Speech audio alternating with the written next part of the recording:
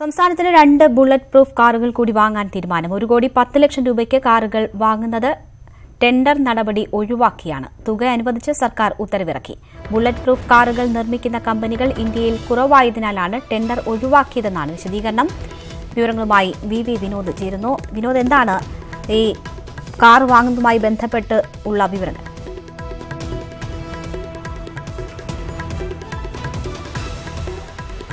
രേണുക, സംസ്ഥാനത്തിന് നിലവിൽ ഇപ്പോൾ ഉള്ളത് 2 ബുള്ളറ്റ് പ്രൂഫ് കാറുകളാണ്. ഇതിന് പുറമെയാണ് പുതുതായി 2 കാറുകൾ കൂടി വാങ്ങാനുള്ള തീരുമാനം. ടാറ്റ സഫാരിയുടെ 2 വാഹനങ്ങൾ വാങ്ങി, പിന്നീട് അത് രൂപമാറ്റം വരുത്തി ബുള്ളറ്റ് പ്രൂഫ് ആക്കുകയായിരുന്നു. ഇപ്പോൾ വാങ്ങാൻ തീരുമാനിച്ചിട്ടുള്ളത് ബുള്ളറ്റ് പ്രൂഫ് കാർ തന്നെയാണ്. ഹിന്ദുസ്ഥാൻ മോട്ടോഴ്സിൽ നിന്നാണ് ഇത് വാങ്ങുന്നത്. ഏറ്റവും പ്രധാനപ്പെട്ട കാര്യം, മന്ത്രിസഭയുടെ അനുമതിയില്ലാതെയാണ് ഇത്തരമൊരു ഇടപാടിലേക്ക് പോയത്. പോലീസ് ആസ്ഥാനത്തിൻ്റെ ഇടപെടലുകളാണ് നടന്നത്. 30% തുക ഈ സ്വകാര്യ കമ്പനിക്ക് നൽകുകയും ചെയ്തു. ബാക്കി തുക അനുവദിക്കുന്നതിനാണ് ഇപ്പോൾ ആഭ്യന്തര വകുപ്പിൻ്റെ ഉത്തരവ് ഇറങ്ങിയിട്ടുള്ളത്. ആ ഉത്തരവിൻ്റെ പകർപ്പാണ് നമ്മളിപ്പോൾ പുറത്തുവിട്ടിട്ടുള്ളത്. അതായത് സർക്കാരിൻ്റെയോ മന്ത്രിസഭയുടെയോ അനുമതിയില്ലാതെ നടന്ന ഇടപാടിന് സാധൂകരണം നൽകിയിരിക്കുന്നു. ഈ ഇടപാടുമായി മുന്നോട്ട് പോകാം, 2 കാറുകൾ വാങ്ങാം.